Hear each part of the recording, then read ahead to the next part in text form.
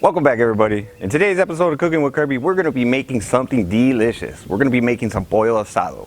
Now, this is a continuation of my taco series. The last time I showed you guys something of tacos, it was a carne asada taco. Now, like I said in that video, there's no specific way of making Pollo Asado or carne asada. Now, the reason why I say that is because when you go to different, say, butchers, carnicerias, stores, they have, their chicken or their meat marinated. And I have tried so many different kinds, and they're not seasoned the same way. Hell, you can put salt and pepper on chicken, and it's still grilled chicken. So that's what we're gonna be doing today. So I'm gonna be showing you guys a nice recipe that's got good flavor, and it just makes wonderful tacos. So that's coming up. Since you're here, hit the like and subscribe button and make sure that the notification bell is rang. Check me out on social media. That way you can get notification of all my new recipes. To start off with our ingredients, we're going to be needing some chili pods. Now on the left side I have 4 California chili pods and the right side is 4 Guajillo chilies. If you can't get a hold of California chili pods, what you can do is you can use 8 Guajillo chilies for this recipe. Now we're going to be taking off the stems off of the chili pods, and we're going to be opening them up and we're going to be de-seeding them. If you want it a little bit spicier, you can leave the seeds in there, but I usually take out the seeds, that way it doesn't make it spicy for the kids. But if you want a little spice to it, by all means go ahead and keep the seeds in there, and you can also use New Mexico chili pods to be able to make it a little bit spicier. We're also going to be needing the juice of 1 orange and 1 lime. To start off, we're going to be using 1.5 teaspoons, which we're going to add a little bit later, along with 1 teaspoon of oregano, 3 to 4 garlic cloves. If you got some really big garlic cloves, you can probably get away with 2 or 3. 1/2 teaspoon of cumin, 1/2 onion, and we're going to be taking the onion and the dried chili pods, and we're going to be placing them in some boiling water. We're going to let those chilies get nice and soft, and let that onion cook just a little bit for about 20 minutes sitting in there. Then we're going to go ahead and put it into our blender, and we're going to give everything a mix. Now if your onion is a little firm, go ahead and chop it in half.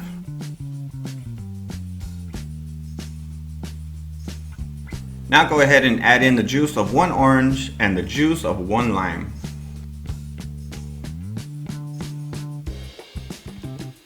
Now we're going to be adding in the rest of our ingredients: the garlic, the cumin, the oregano, the salt, and along the 2/3 cup of white distilled vinegar.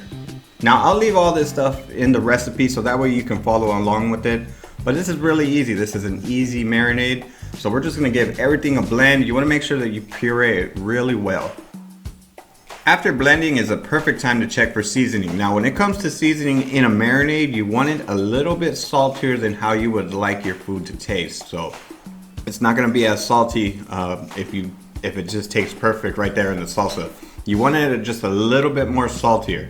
So now we're gonna let this come to room temperature, and we're gonna marinate our meat. Now this marinade will marinate up to 5 pounds of chicken. This is only about 3 pounds of chicken that I'm gonna be using. I'm gonna be using boneless chicken thighs. That is the best cut to be able to use for Pollo Asado. Now, I didn't use all of that marinade. I knew I was gonna have a little bit of extra, but that's just the recipe that I follow. But yeah, this can marinate up to 5 pounds, and that's what I usually cook, is 5 pounds of Pollo Asado every time I do it. So all we're gonna be doing is just pouring in just enough that we need to just get the chicken nicely coated with that marinade. And it's pretty simple. We're gonna just let this sit at least overnight. When I make my Pollo Asado, I like to let it sit for 48 hours in the fridge. That gives it a really good time to be able to let all those flavors blend into the chicken. So all we have to do is just put a lid on it and stick it in the fridge and let it sit for 48 hours.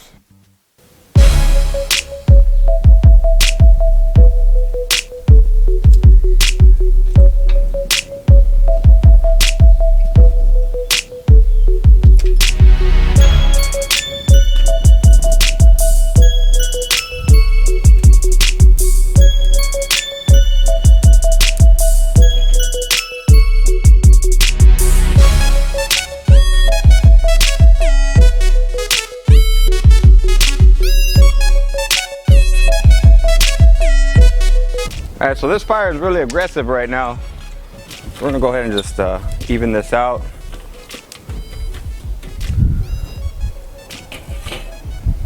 All right, so we're gonna close this up, let the grill come to temp, let that fire calm down just a little bit.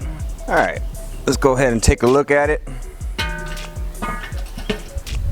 Let's go ahead and clean up our grill now that it's been heated up for about 8 minutes or so. So we're gonna be reverse searing it for about 15 to 20 minutes. Now, reverse sear basically means indirect. I'm gonna be putting all of our chicken on this side. And as you can see, I let this marinate for overnight. So I'm sure all those flavors of that marinade is gonna be penetrated into this chicken. Since I'm using the slow and sear, I got a lot of space to work with. You know, you wanna give them some room. You don't want it cluttered. You want the air and smoke to just, you know, flow through it. Now that we have all our chicken in there, we're gonna go ahead and close up the lid and we're gonna let this cook for about 15 to 20 minutes. After about 18 minutes, time to get these over some direct flame. Now we're running pretty hot.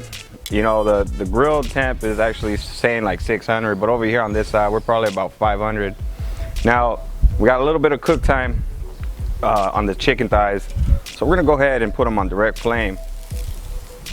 Get some nice marks on there, get some color on it.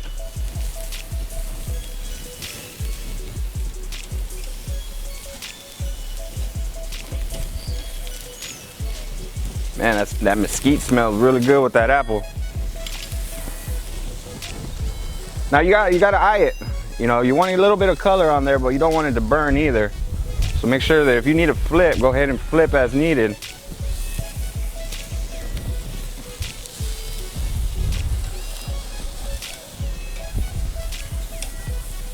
Just look at it.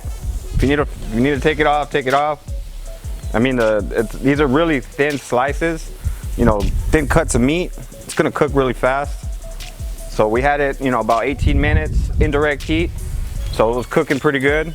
And now we're just gonna give it, you know, a little bit of color. Yeah, you want your chicken to feel firm. All right, that one's good right there.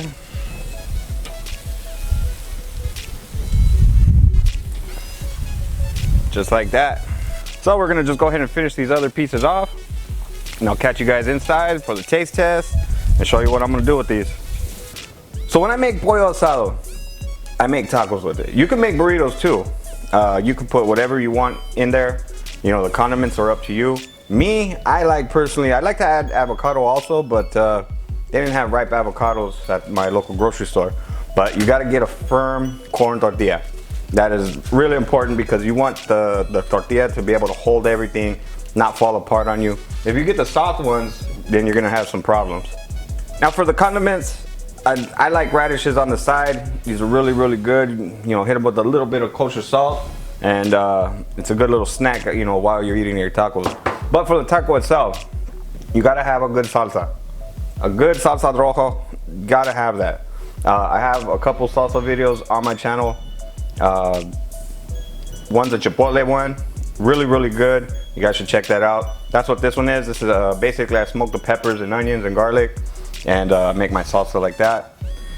Pico de gallo, must have when I make tacos. Probably my go-to condiment. Cabbage, must have also. You could do lettuce, but I like the crunch from the cabbage, you know, the cabbage, a little bit better. Lime or lemon. Really, really simple. That's all you need. Now, like I said, I would, you know, have avocado in here. Add some, you know, fresh slices of avocado in there, and that'd be a perfect taco. Man, this chicken smells really, really good. You got that smokiness from the mesquite wood lumps, and then that apple smoke. Man, this smells really, really good. All right, we're gonna go ahead and cut up a couple chunks. We're gonna make ourselves a taco. Now, like I said, you can make burritos with this. If you're on keto, you can make a salad with this. Whatever you want to do with this meat. And one thing on the seasoning, the marinade that I showed you guys, you want to make sure that it's a little bit saltier than what you want your end product to be, because it's not going to be as salty when, you know, as it would taste in the marinade. So, I mean, This right here is perfect. A little bit of sweetness, a little bit of spice from the Guajillo chilies and the California chilies that we did. Really flavorful, salted nicely. So you just kind of want to go a little bit heavier on the salt. All right, so let's go ahead and, like I said, you want a firm tortilla, because if it'd be soft, it'd break apart on you really fast. It would just break open, and I hate when that happens. So we're gonna go ahead and heat up that tortilla, and we're gonna go ahead and make our taco. All right, got our tortilla heated up. We're gonna go ahead and lay down some of our chicken. Make sure you get a good amount. Now when I build a taco or a burrito, I like to put it in layers of flavor. So I'll put my salsa. You know, if this is a really hot salsa, then put a little bit. This is kind of like in the medium, so I like to add a little bit extra. Now we're gonna hit it with a little bit of lime. A little bit of cabbage. Finally, some pico de gallo.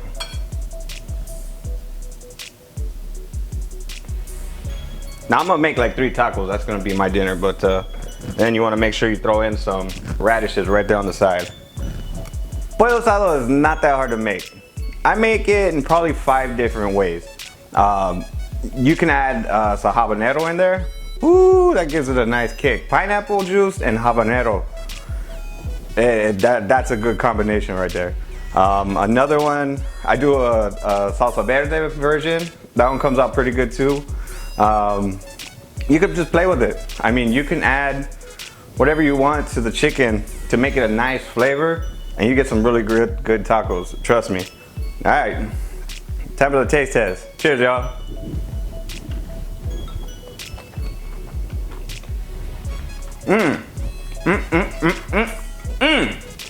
It's just an explosion of flavor in your mouth.